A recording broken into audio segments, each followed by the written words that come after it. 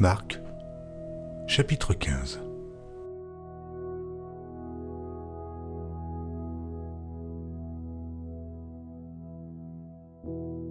Dès le matin, les principaux sacrificateurs tinrent conseil avec les anciens et les scribes et tout le Sanhédrin, et après avoir lié Jésus, ils l'emmenèrent et le livrèrent à Pilate. Pilate l'interrogea. « Es-tu le roi des Juifs ?» Jésus lui répondit, « Tu le dis. » Les principaux sacrificateurs portaient contre lui plusieurs accusations. Pilate l'interrogea de nouveau, « Ne réponds-tu rien ? Vois de combien de choses il t'accuse. » Et Jésus ne fit plus aucune réponse, ce qui étonna Pilate. À chaque fête, il relâchait un prisonnier, celui que demandait la foule.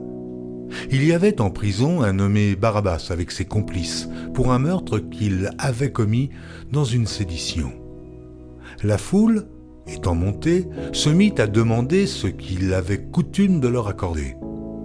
Pilate leur répondit « Voulez-vous que je vous relâche le roi des Juifs ?» car il savait que c'était par envie que les principaux sacrificateurs l'avaient livré. Mais les chefs des sacrificateurs excitèrent la foule afin que Pilate leur relâchât plutôt Barabbas. Pilate, reprenant la parole, leur dit « Que voulez-vous donc que je fasse de celui que vous appelez le roi des Juifs ?» Ils crièrent de nouveau « Crucifie-le !» Pilate leur dit « Mais quel mal a-t-il fait ?» Et ils crièrent encore plus fort « Crucifie-le, crucifie-le !» Pilate, voulant satisfaire la foule, leur relâcha Barabbas et, après avoir fait battre de verges Jésus, il leur livra pour être crucifié.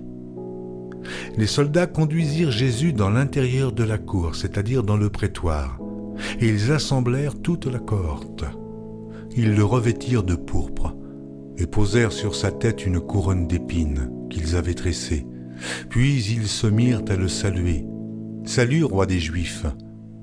Et ils lui frappaient la tête avec un roseau, crachaient sur lui, et, fléchissant les genoux, ils se prosternaient devant lui. Après s'être ainsi moqués de lui, ils lui ôtèrent la pourpre, lui remirent ses vêtements et l'emmenèrent pour le crucifier.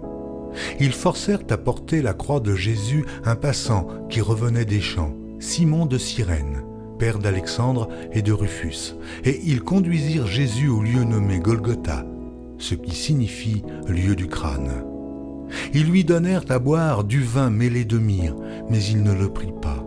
Ils le crucifièrent et se partagèrent ses vêtements en tirant au sort pour savoir ce que chacun aurait. C'était la 3e heure quand ils le crucifièrent. L'inscription indiquant le sujet de sa condamnation portait ces mots, le roi des Juifs. Ils crucifièrent avec lui 2 brigands, l'un à sa droite et l'autre à sa gauche. Ainsi fut accompli ce que dit l'Écriture. Il a été mis au nombre des malfaiteurs. Les passants l'injuriaient et secouaient la tête en disant « Et toi, qui détruis le temple et qui le rebâtit en 3 jours? Sauve-toi toi-même en descendant de la croix. » Les principaux sacrificateurs aussi, avec les scribes, se moquaient entre eux et disaient « Il a sauvé les autres et il ne peut se sauver lui-même. Que le Christ, le roi d'Israël, descende maintenant de la croix afin que nous voyions et que nous croyions. » Ceux qui étaient crucifiés avec lui l'insultaient aussi. La 6e heure étant venue, il y eut des ténèbres sur toute la terre, jusqu'à la 9e heure. Et à la 9e heure, Jésus s'écria d'une voix forte, « Eloi, Eloi, lama sabachthani » ce qui signifie « Mon Dieu, pourquoi m'as-tu abandonné ?» Quelques-uns de ceux qui étaient là, l'ayant entendu dire « Voici, il appelle Élie ».